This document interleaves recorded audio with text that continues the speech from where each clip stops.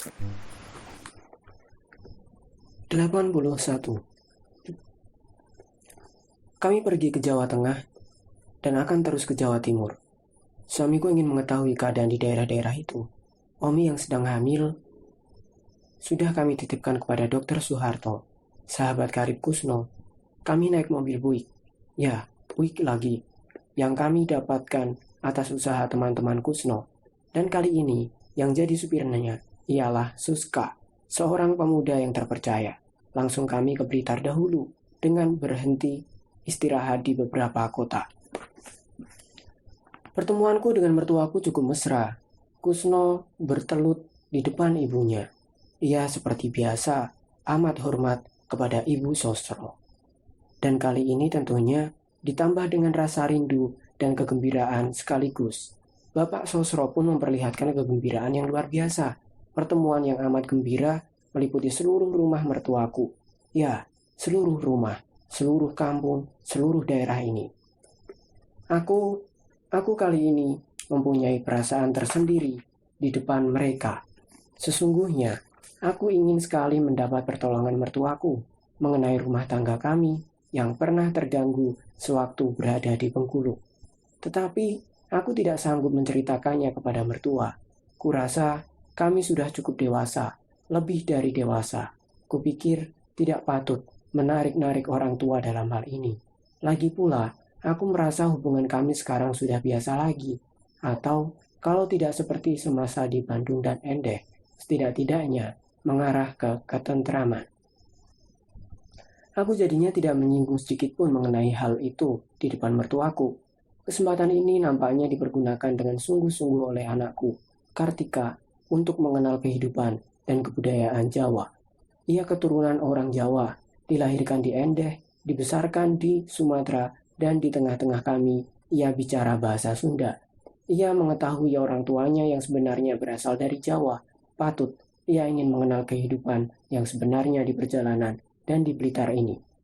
Ia demikian asyik, nampaknya menyaksikan wayang kulit yang sengaja diadakan menyambut Bung Karno, menyambut kami. Untuk pertama kali, inilah anak itu melihat wayang. Itulah pula sebabnya ia yang biasa pendiam kali ini banyak bicara mengenai apa yang dilihatnya. Seperti di mana-mana, di Blitar ini, kami dikerumuni tamu-tamu yang berdatangan silih berganti. Bung Karno datang, Bung Karno datang, Bung Karno datang, Bung Karno datang, rombongan Bung Karno datang. Itulah suara yang terdengar disampaikan orang dari mulut ke mulut. Dan kami menerima tamu-tamu itu dengan gembira, sekalipun dalam keadaan lelah. Apalah artinya kelelahan kami dibandingkan dengan semangat dan kegembiraan mereka yang berdatangan itu. Dari Blitar, kami terus ke sebelah timur, ke selatan, dan balik lagi ke sebelah barat. Di mana-mana, kami disambut dengan kegembiraan, dengan harapan. Tetapi, di balik itu, kami mendengar keluhan orang mengenai kekejaman Jepang, mengenai kesulitan bahan pakaian dan makanan. Lalu, pertanyaan-pertanyaan pun terdengar di mana-mana. Kapan kemerdekaan itu akan dicetuskan? Kapan kita akan diangkat dari penindasan yang baru ini? Kapan kita akan diangkat dari kemelaratan ini? Di beberapa tempat, Kusno diminta bicara. Dan kali ini, yang penting, yang berulang kali dikemukakannya ialah mengenai persatuan beberapa bangsa di Asia melawan imperialisme. Katanya, di bawah matahari terbit, manakala Liong Barongsai dari Tiongkok bekerja sama dengan gajah putih dari Muang Thai, dengan kerbau dari Filipina, dengan burung merak dari Burma, dengan lembu nandi dari India, dengan ular hidra dari Vietnam, dan sekarang dengan banteng dari Indonesia. Maka imperialisme akan hancur lebur dari permukaan benua kita. Aku menyampaikan kepada suamiku perasaan dan pikiranku mengenai hal-hal yang aku lihat dan aku dengar sepanjang perjalanan ini. Kudorong semangat suamiku untuk meneruskan cita-citanya. Bukankah sekarang sudah tiba waktunya untuk bertindak? Aku seperti ada di pihak yang tidak sabar. Terutama kalau sudah bicara dengan para pemuda, tetapi kalau berbicara dengan suamiku, aku pun seperti disadarkan bahwa ternyata banyak Masih banyak soal yang terlebih dahulu mesti diselesaikan. Aku mesti sabar. Kita mesti sabar. Ya, berbicara dengan pihak yang banyak tahu, seringkali kita susah mengambil tindakan. Tetapi berpihak kepada yang kurang banyak tahu, kita seringkali salah mengambil keputusan.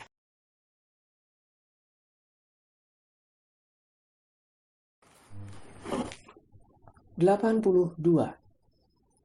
Kami sempat bermalam di rumah Hatta sebelum kami menempati rumah di Orange Boulevard. Sekarang rasanya aku dihadapkan kepada hal-hal yang ganjil. Aku merasa seperti ada sesuatu pada diri suamiku. Apa? Entahlah. Apakah ia kecapean? Apakah masalah yang ia hadapi terlalu berat? Ya, ada sesuatu padanya. Tetapi aku tidak bertanya kepadanya. Sudahlah, rumah ini cukup bagus. Tetapi aku rasakan ada sesuatu yang kurang di dalamnya. Bukan mengenai perabotnya. Segala masih cukup, lengkap, bekas peninggalan penghuni lama. Cuma barang pecah belah saja yang mesti kami adakan. Tetapi mengapa seperti kurang kehangatan di rumah ini? Barangkali letaknya bukan pada persoalan bagus tidaknya rumah ini, melainkan pada suasana di tengah-tengah kami. Ya, suamiku terlalu sibuk barangkali, sehingga terasa kosong di tengah kami sendiri. Aku sudah mengajak Omi dan Asmara Hadi untuk tinggal bersama-sama dengan kami, tetapi suasana yang kurasakan masih juga hambar, sepi. Padahal sudah ada bayi, anak Omi yang diberi nama Iskandar Gunanto Triyuda Putra oleh suamiku. Aku tambah menyibukkan diriku dengan beberapa kegiatan lagi. Ku tambah kesibukanku dengan mengadakan hubungan lebih luas dengan wanita-wanita lain. Aku merasakan kecapeannya. Suamiku sudah tidak lagi sibuk dengan gerakan 3A. Gerakan itu sudah dibekukan. Ia sedang menyibukkan diri dengan persiapan mengadakan lembaga politik lainnya, tetapi yang tetap masih harus dikamuflasekan. Sebab gerakan politik yang terang-terangan masih dilarang, keadaan bahaya perang masih ada, malam hari lampu-lampu masih kadang-kadang harus dipadamkan. Kami pada suatu kali terlambat memadamkan lampu di depan waktu Kami pada suatu kali terlambat memadamkan lampu di depan sewaktu penggelapan berlaku. Terdengar ada yang menggedor-gedor pintu dengan keras. Dengan cepat, aku menjawab dan aku berhadapan dengan beberapa orang polisi militer Jepang atau Kenpei. Aku gemetar sejenak, lalu bertanya, ada apa? Siapa yang punya rumah ini? Tanya salah seorang di antara mereka dengan laku menggerak. Saya, jawabku. Bukan, teriak orang itu. Tuan rumahnya siapa? Siapa suami nyonya? Kusuno sedang berada di dalam. Rupanya ia mendengar juga orang Jepang itu sudah berteriak. Lalu, ia pun datang. Polisi militer itu membentak-bentak suamiku karena kami terlambat memadamkan lampu. Padahal, tadi cuma sedikit saja cahaya yang bersinar keluar. Dengan mengagetkan sekali, tangan orang Jepang itu melayang dan menampar muka suamiku. Aduh, mengagetkan sekali. Aku tidak tahan melihatnya. Jangan menampar dia, teriak aku. Saya yang bertanggung jawab, bukan kesalahan suamiku. Oh, maafkan saya, maafkanlah dia. Saya yang lalai. Orang-orang Jepang itu tidak peduli. Mereka seperti mau dengan sengaja menghukum suamiku. Aku sungguh merasa bersalah, terutama terhadap suamiku. Memang sudah berkali-kali suamiku mengatakan, kami harus cepat mematikan lampu depan. Tetapi kadang-kadang aku keburu istirahat karena kecapean menerima tamu-tamu atau karena kesana kemari menghadiri pertemuan-pertemuan rapat-rapat. Orang-orang Jepang itu sungguh terlalu, kataku di dalam hati. Sesungguhnya mereka tidak perlu bertindak seganas itu. Kejadian ini menambah dingin suasana di rumah, dingin dan menyepi menjadi satu. Padahal, bukankah sebenarnya kita sedang menghadapi suasana yang cemerlang? Atau harapanku terlalu besar mengenai hari depan kami?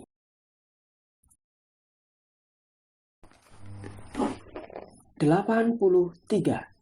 Aku merasa beruntung kami pindah rumah dari Orange Boulevard 11 ke Pegangsaan Timur 56. Harapanku semoga ada perubahan suasana di rumah yang baru ini. Dengan halamannya yang luas dan kamar-kamarnya yang banyak, ada paviliunnya lagi. Kami pindah rumah karena suamiku dan teman-temannya merasa rumah di Orange Boulevard kurang besar untuk menerima tamu yang kian hari kian bertambah banyaknya. Di samping itu, suamiku tidak senang naik turun tangga di rumah yang bertingkat itu. Sekarang, Kusno sibuk dengan pusat tenaga rakyat, dengan puteranya, yang dianggapnya alat yang baik sebagai salah satu penggerak politik yang sempurna. Tugasnya ialah meringankan kesulitan-kesulitan yang timbul di dalam negeri berkenaan dengan pangan atau sandang atau yang lainnya. Dengan adanya putera, ini aku pun ikut sibuk. Bukankah dengan istri ketuanya, aku pun harus memperlihatkan kebenaran-kebenaran apa yang dikatakan olehnya. Aku pun harus memberi contoh, menanam jagung, menanam jarak. Di mana-mana, aku pun bicara mengenai pentingnya kita menolong rakyat dengan mengatasi kesukaran-kesukaran yang mereka hadapi. Dan jalan yang utama dalam hal ini adalah memberi contoh kepada rakyat. Aku tanami halaman dengan pohon-pohon pepaya. Di belakang rumah, kami menanam singkong dan ubi jalar. Lewat radio umum yang sekarang sudah dipasang di desa-desa, suamiku menyebut-nyebut namaku yang dijadikannya contoh supaya wanita-wanita menirunya, yakni menanam jagung, menanam pepaya, sayur-sayur yang bisa menolong kita dari kesulitan yang kita hadapi bersama.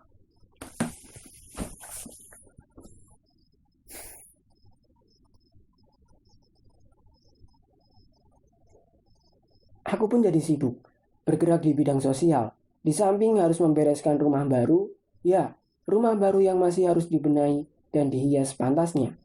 Ku bawa anakku, Kartika, ke pasar ketika aku harus memilih gorden yang pantas untuk rumah kami yang baru ini. Begitu juga ketika memilih mebel, karena yang ada terlalu sedikit. Sesudah ku rasakan beres keadaan di rumah ini, aku merasa lega. Sekarang, rumah keluarga Bung Karno tidak memalukan. Kataku di dalam hati, silakan datang. Tenaga-tenaga di dapur sudah ada. Uho dan Nani dari Bandung sudah datang juga membantu kami. Tamu-tamu pun mengalir terus. Pagi, siang, dan malam, tiada bedanya. Aku harus mengatur tenaga-tenaga di dapur, supaya para tamu tetap terlayani. Dan pada ketika makan, aku pun harus siap dengan makanan yang cukup untuk semua yang hadir di rumah ini. Penghuni rumah dan para tamu yang ada. Untuk semua yang hadir di rumah ini, penghuni rumah dan para tamu yang ada. Tugas seperti ini tidaklah kurasakan berat. Biasa-biasa saja. Aku telah memikulnya sejak lama, sejak bersama dengan Kusno. Malahan, sejak sebelum itu, sekalipun sekarang sekali-sekali aku sendiri harus mencari beras karena orang di dapur sudah memberi tanda merah. Tidaklah hal itu menjadi soal bagiku, kulakukan dengan senang. Tetapi yang menjadi soal bagiku sekarang adalah hubunganku dengan Kusno sebagai suami istri, terasa kian hari kian renggang.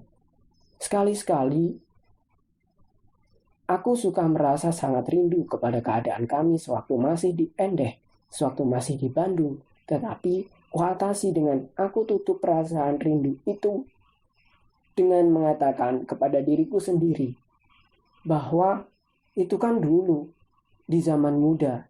Kuhabiskan perasaan rindu itu dengan menghela nafas panjang. Sudahlah, sekarang kita sudah tua. Hadapi tugas yang sekarang dan laksanakan dengan sebaik-baiknya. Aku berkata sendiri. Aku maklum pula suamiku sibuk. Persoalan pengerahan tenaga rakyat meminta perhatiannya. Persoalan persiapan kemerdekaan dipikirkannya. Persoalan mereka yang ditangkap dan yang ditahan juga meminta bantuan dan pemecahannya. Suyudi, pengacara di Yogyakarta itu, telah ditangkap. Kusno diminta bantuannya supaya ia dilepaskan. Kemenakan Dr. Soeharto, Dharma Setiawan ditahan dan disiksa setelah ia ditangkap karena mendengarkan siaran radio gelap. Kusno mencari akal untuk bisa mengeluarkannya. Dharma Setiawan dapat diselamatkan dari hukuman matinya. Suamiku bercerita juga mengenai Amir Syarifuddin yang sudah meringkuk pula dalam tahanan dan keadaannya sangat mengkhawatirkan. Ia menghubungi pihak yang menangkapnya dan berhasil menyelamatkan Amir dari siksaan yang mengerikan. Persoalan tahanan yang satu disusul dengan persoalan tahanan yang berikutnya. Gertakan yang satu yang harus dilakukan olehnya di depan orang-orang Jepang itu disusul dengan gertakan berikutnya. Patut semua ini menjadikan ia lelah. Tetapi bukankah dulu juga pernah begini sewaktu kami di Bandung? Persoalan orang-orang yang ditahan beruntun, persoalan politik yang dihadapinya bertumpuk, tetapi barangkali jumlah persoalan yang dihadapi oleh suamiku sekarang jauh lebih besar, jauh lebih banyak. Aku tidak tahu pasti. Yang kulihat adalah bahwa suamiku sekarang nampaknya tidak begitu sehat. Ia seperti kelelahan, ia seperti lesu, ia seperti akan kehabisan tenaga. Aku menjadi risau juga karenanya. Tetapi di balik itu nampaknya sikap suamiku berubah terhadap aku. Apakah aku kurang membantunya? Apakah aku sekarang kurang pandai menerima tamu-tamu itu? Apakah aku tidak seberapa gesit lagi? Apakah ia mengadakan perbandingan waktu aku muda dulu dan sekarang? Kutegur suamiku dan bertanya terus terang, mengapa kelihatannya ia cemberut saja, menarik luka masam di depanku? Apa salahku? Ia tidak menjawab, tetapi aku merasa ada sesuatu yang dipikirkannya mengenai diriku.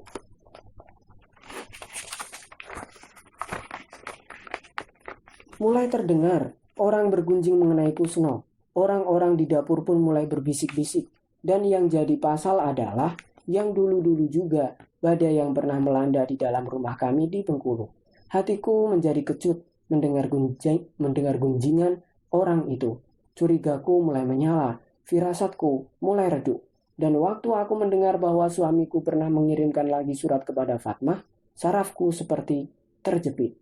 Aku merasa seperti hilang keseimbangan, pusing dan sesak nafas. Apakah benar ia sudah menulis surat lagi kepadanya? Apakah benar ia mengadakan hubungan lagi dengannya? Mengapa dan kapan? Apakah karena itu ia sekarang sering keluar malam-malam? Apakah benar ia pergi ke rapat? Apakah perlu aku sampai menanyakan hal-hal ini kepada orang lain, kepada teman-temannya? Apakah aku sekarang kurang melayaninya? Apakah setelah kami bersama-sama 20 tahun lamanya, ia mengharapkan pelayananku yang sama seperti pada waktu malam-malam pertama di Bandung? Apakah pada waktu aku berusia seperti sekarang harus seempuk seperti waktu mudaku? Mengapa aku sampai harus berpikir seperti ini? Tetapi barangkali benar, ia merindukan sesuatu yang sama manisnya dengan seperti apa yang ia temukan sewaktu mudanya di Bandung. Ya, barangkali benar begitu. Guncang lagi pikiranku mendengar gunjingan orang. Di dapur juga orang-orang seperti membicarakannya lagi. Suamiku pergi tanpa pamit kepadaku. Anakku, Juwami, yang tinggal di pavilion juga tidak mengetahui kemana perginya. Juga suaminya tidak mengetahuinya. Apalagi Kartika, malam-malam macam begini suka datang setan mengganggu kita. Dan rupanya aku pun kedatangan. Waktu Kusno pulang hampir tengah malam, ku sambut dia dengan rentetan pertanyaan. Ya, rentetan pertanyaan yang sebelum ini ku genggam terus di dalam hatiku. Dari mana begini malam? Apakah benar masih memikirkan orang yang di Bengkulu itu? Apakah benar punya hubungan gelap dengannya? Apakah benar? Apakah benar? Aku tidak sadarkan diri. Aku bantingkan barang yang ada di dekatku. Prang! Barang itu pecah belah. Barang itu pecah berantakan. Aku tidak puas dengan diamnya. Aku tidak puas dengan jawaban-jawabannya yang berbelit. Aku tidak puas dengan kalimat-kalimatnya yang patah-patah. Ada sesuatu yang disembunyikannya. Aku tidak puas. Keesokan harinya, aku mendengar bahwa suamiku mengadakan pembicaraan dengan teman-temannya mengenai hubungan kami yang kian hari kian memburuk. Semua yang ada di rumah aku tanyai. Gunadi, sekretaris pribadinya ku tanyai. Menantuku Asmara Hadi ku tanyai. Sopir kami ku tanyai. Semua tidak memberikan jawaban yang memuaskan bagiku. Aku merasa semua seperti ketakutan untuk memberikan keterangan yang sebenarnya. Semua kelihatan ragu. Semua kelihatan risau. Semua seperti melihat kasihan kepadaku. Dan justru ini yang membuat aku tidak senang. Mengapa mesti menaruh kasihan? Aku tidak meminta dikasihani oleh siapapun. Aku tak minta dikasihani. Aku minta kebenaran. Aku mendambakan secepatnya bisa melihat dan mendengar keadaan yang sebenarnya. Supaya aku secepatnya pula bisa mengadakan tindakan yang sewajarnya. Aku tidak mau diombang-ambingkan seperti sekarang. Aku tidak mau terus dibohongi. Aku meminta kejelasan. Mengapa Kus berterus? Mengapa Kus? Berterus teranglah sekarang. Mengapa? Bukankah soal Fatmah yang jadi pikiranmu? Tanyaku dengan menatapnya, tidak berkedip sedikit pun. Ia diam. Sudahlah Kus, akui saja, kataku dengan amarah yang masih kutahan-tahan. Mengapa pula mesti kamu umpetkan persoalan ini? Ia diam, tetap diam. Jadi, bagaimana kemauanmu sebenarnya? Mau kawin dengan dia? Masih juga suamiku diam. Tetapi nampak bahwa ia menyimpan rahasia. Terus teranglah, tidak usah kau ragu. Kamu mengenal aku sudah begini lama. Aku sudah ikuti katamu kemana saja kamu harus pergi. Sekarang ceritakanlah, apakah kamu mau atau harus kawin dengan dia? Apakah harus? Sekarang ia menatap kepadaku sambil berkata, bukankah sudah kuceritakan? Bukankah dulu di Bengkulu juga sudah kuceritakan kepada Omi dan juga kepadamu bahwa aku berkeinginan mengawininya. Aku akan mengawininya. Aku mendambakan seorang anak keturunanku sendiri. Beberapa saat aku diam. Aku pun bisa mengerti bahwa bisa saja seorang laki-laki mendambakan seorang anak. Tetapi kalau ia mau memadu aku, oh itu tidak mungkin. Tidak mungkin. Aku orang Banjaran dari keluarga yang pantangannya adalah dimadu di dalam keadaan bagaimanapun. Itu pantangan mutlak keluarga kami. Kus sudah tahu pendirianku, kataku kemudian. Sudah aku jelaskan, kalau mau mengambil dia, ceraikanlah aku. Aku pantang di madu. Ia diam. Aku ingat, ia pun sudah berulang kali mendengar pendirianku. Sepatutnya ia sekarang mengambil keputusan, menceraikan aku atau memutuskan hubungannya sama sekali dengan orang yang di Bengkulu itu. Kalau begitu, katanya kemudian, aku minta pengertianmu. Hubungan kita yang seperti ini tidak bisa kita pertahankan. Baik, kataku dengan tegas. Terserah kepadamu. Aku pun melangkah. Sekarang aku sudah tahu apa pendiriannya. Jadi aku sudah harus siap-siap. Aku harus pergi. Ya, pada suatu waktu aku harus pergi. Dan Bandunglah yang jadi tujuanku. Kalau sampai waktunya tiba. Di sana kakakku berada. Di sana kenalan-kenalanku yang dekat berada. Di sana tempat yang kusukai. Suamiku kemudian menghilang, tidak tidur di kamar kami. Tetapi aku mengira ia pasti tidur di pavilion, di tempat Omi dan Asmara Hadi.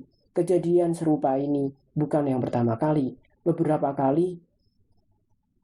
kali sudah, kalau kami bersengketa, ia kemudian tidak mau tidur bersama aku, melainkan tidur di tempat Omi dan Asmara Hadi di pavilion. Aku pun tidak peduli lagi.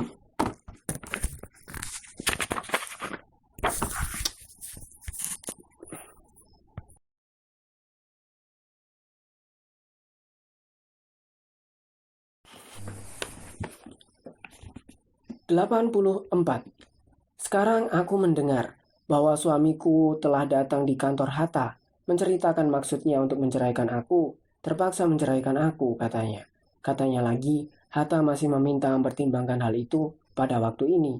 Hatta mengatakan, apabila perceraian itu tidak dapat dihindarkan, ia bersedia, terpaksa juga bersedia, menandatangani persyaratan, dan persyaratan itu harus dibuat di depan anggota-anggota 4 serangkai.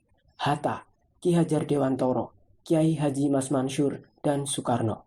Rupanya, Kusno menjelaskan bahwa aku tidak bersedia di madu. Dan rupanya, Hatta dengan kawan-kawannya sudah sepakat bahwa kalau terjadi perceraian antara aku dan Kusno, maka surat perceraian itu harus memakai persyaratan. Tengah hari suatu berita sedih sampai kepada kami mengenai meninggalnya Dr. Cipto. Keadaan apapun kulupakan, dan kami berdua, aku dan Kusno, pergi bersama-sama melewat ke rumah Seth, suamiku yang sekarang sudah tiada. Tentu saja, pada kesempatan serupa ini, kami sama sekali tidak memperlihatkan apa yang sedang terjadi pada diri kami. Mengenai keadaan rumah tangga kami, aku dan juga aku yakin Kusno tutup mulut. Kami cukup mampu menahan diri dalam hal ini untuk tidak bercakap tentang yang lain selain tentang jasa-jasa yang telah diperbuat oleh orang yang telah meninggal itu. Lewat Isya, datanglah Kartika di kamarku. Ia menarik muka yang sungguh-sungguh. "Mengapa, Karti?" tanyaku. Aku punya firasat. Anak itu mesti telah mendengar atau mengetahui sesuatu mengenai kami. "Ceritakan, ada apa?" Pada mulanya, anak itu tidak mau berkata. Tetapi kemudian, setelah kupeluk dia, ia mau bicara. "Saya tadi diajak bicara oleh Pak Hatta, Pak Sartono, Pak Semaun Bakri, dan Kiai Haji Mas Mansur." "Lalu?" tanyaku. "Mengenai apa?" Anak itu diam, lalu menangis, terseduh perlahan-lahan, tetapi terdengar pilu sekali. Rupanya, ia sudah mengetahui benar sekarang apa yang menjadi persoalan kami. "Lalu?" tanyaku lagi sambil melepaskannya sedikit supaya ia bisa kutatap.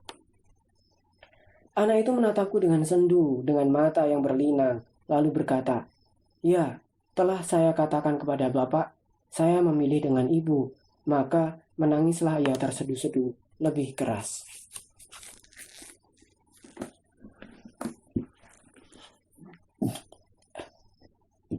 Aku harus menenangkannya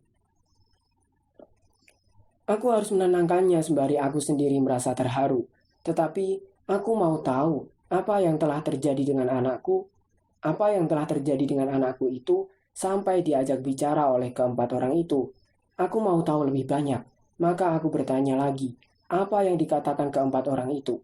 "Ya," kata Kartika, "saya diajak bicara oleh mereka. Salah seorang di antara mereka mengatakan akan terjadi perceraian antara ibu dan bapak. Dan saya ditanya, akan memilih bersama siapa? Hendak turut dengan siapa? Dengan ibu atau dengan bapak? Saya bingung, Ibu. Tetapi mereka terus bertanya, dan saya katakan, saya akan ikut ibu.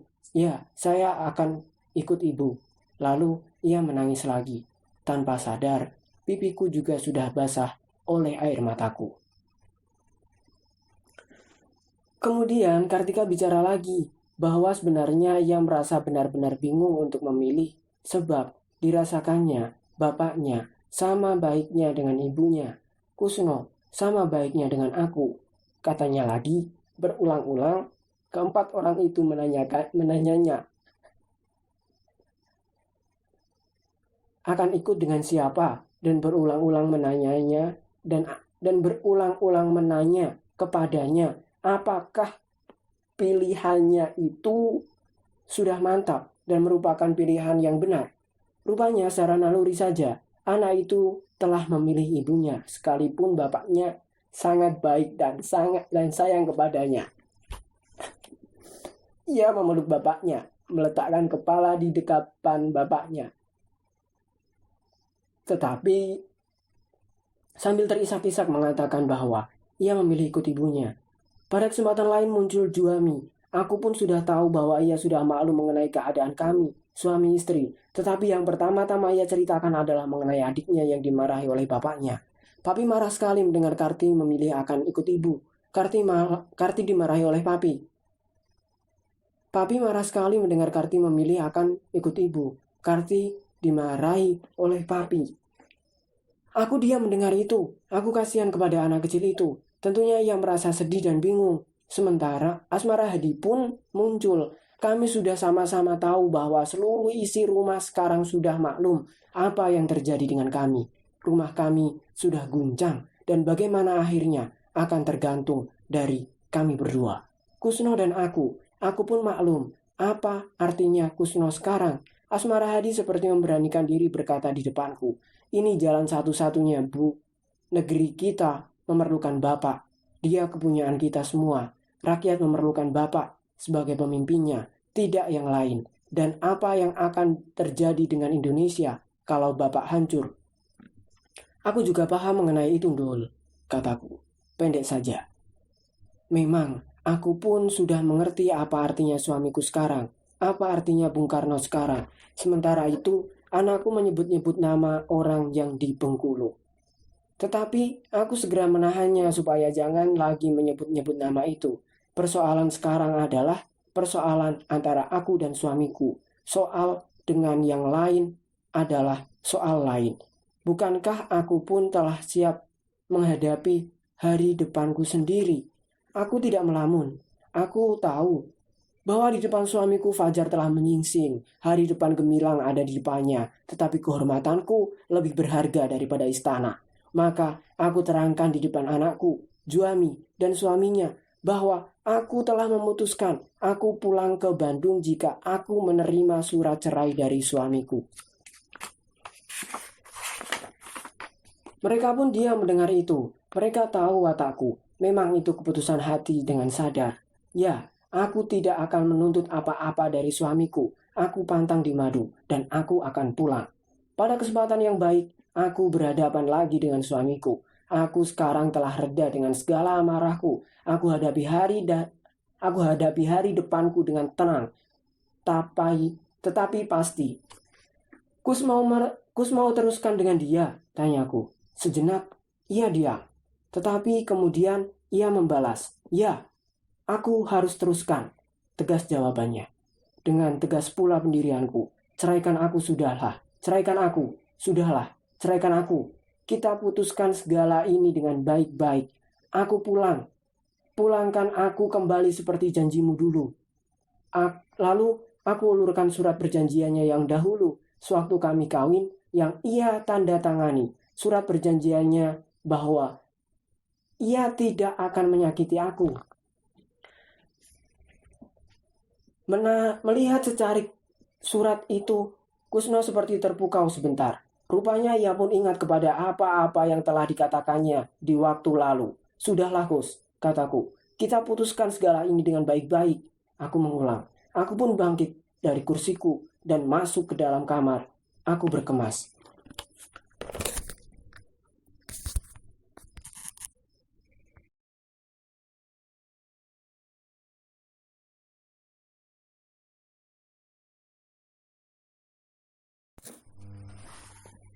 "85.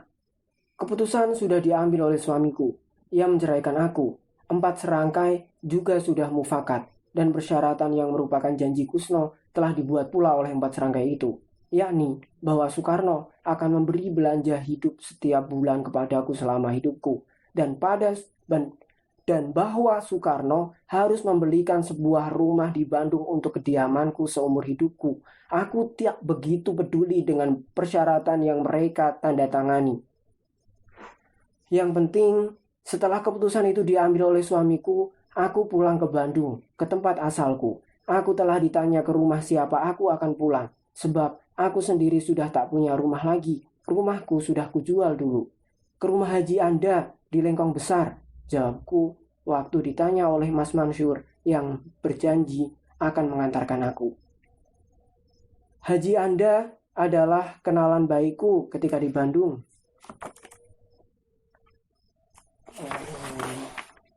Tetapi aku mempunyai persoalan mengenai diriku. Gigiku sakit dan sudah berjanji kepada seorang dokter akan datang berobat pagi ini. Apakah ia akan mengantarkan aku sekarang? Pikirku mengenai Kusno. Aku tidak meminta bantuannya, tetapi nyatanya Kusno masih mau mengantarkan aku pergi ke dokter gigi.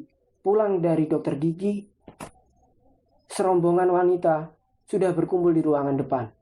Memang kesibukanku selama ini terus berjalan. Dalam keadaan suasana demikian pun persilahkan mereka duduk. Kemudian kami ngobrol barang sejam. Tetapi sedikit pun aku tidak menyinggung soal perceraian kami. Mengapa pula mesti kuceritakan, pikirku.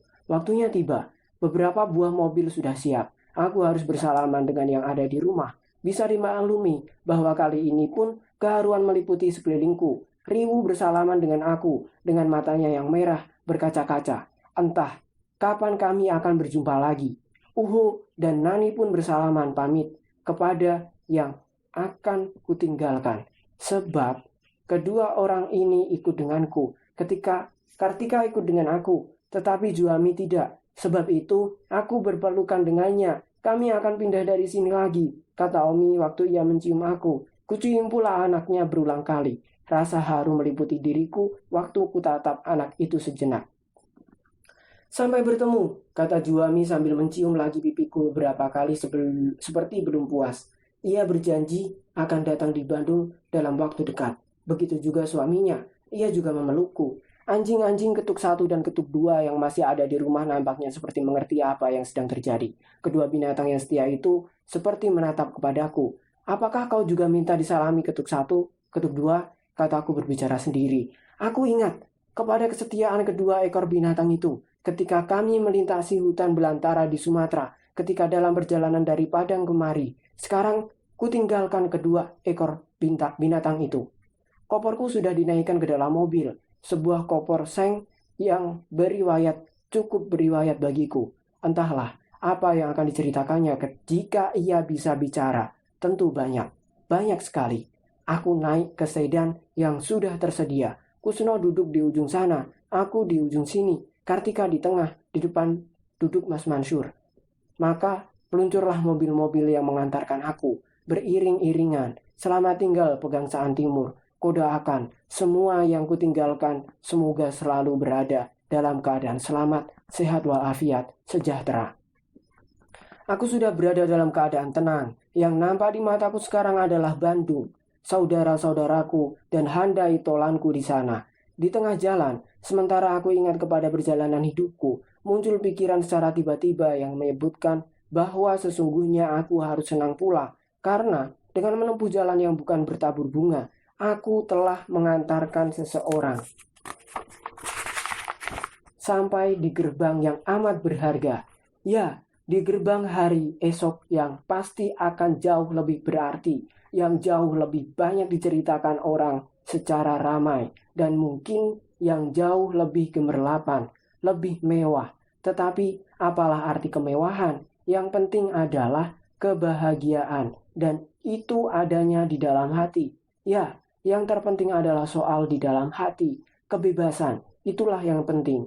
Kemudian, di tengah-tengah kebun-kebun teh yang menghijau itu, aku jadi berdoa baginya. Ya, baginya, yang duduk di ujung sana, bagi Kusno, bagi Soekarno. Semoga ia selamat mencapai cita-citanya. Bukankah kemerdekaan rakyat yang dicita-citakannya? Bukankah kebebasan rakyat yang dicita-citakannya? Bukankah kebahagiaan rakyat yang diidam-idamkannya? Ke jalan lengkong besar, itulah tujuanku. Di sana, rumah Haji Anda, pemilik perusahaan kayu kencana. Gedungnya cukup megah, terhitung mewah. Ia orang kaya. Ketika kami tiba di halaman, kami disambut oleh Haji Anda dan istrinya dan serombongan yang lain. Yang segera muncul di mataku adalah Haji Sanusi, bekas suamiku. Sungguh, ia rupanya orang yang setia kepadaku. Ia menyambut aku sekarang, bukan sebagai suamiku lagi, melainkan sebagai saudaraku.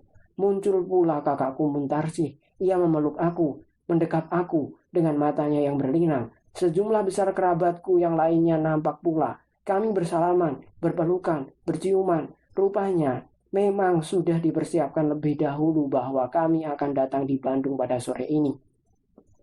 Rupanya ada yang menelpon dari Jakarta ke Bandung mengenai kedatangan rombongan kami ini, rombongan Bung Karno. Kami masuk ke dalam rumah yang luas itu, sebagian besar duduk di ruangan depan. Cuma beberapa orang yang masuk terus ke dalam, yaitu aku, Soekarno, tuan rumah, nyonya rumah, Kang Uci, dan istrinya. Kakakku Muntarsih dan 2-3 orang lagi, tidak tertinggal Kiai Haji Mas Mansur yang jadi saksi, seperti sudah ada yang mengatur. Soekarno menyerahkan surat cerai, seperti menyerahkan aku kembali kepada Kang Uci, dan Kang Uci seperti menerima aku kembali, kali ini sebagai adiknya. Timbang terima dilaksanakan, dan Kartika pun termasuk sebagai yang diserah terimakan. Pada kesempatan ini dibeberkan pula harta kekayaanku yang masih tersisa sejak bercerai dengan Kang Uci dan dibawa berumah tangga dengan Kusno, dengan Soekarno. diucapkan pula oleh Soekarno bahwa apa-apa yang telah terpakai selama kami berumah tangga akan dikembalikannya. Tetapi aku berkata, Enggit sama sekali tidak mengharapkan apa-apa. Biarlah yang sudah lampau lewat. Aku pikir sekarang aku menghadapi hari depan dan semoga selamat. Aku percaya kepada kekuatanku. Aku percaya kepada akalku, kepada tanganku. Semoga semua selamat.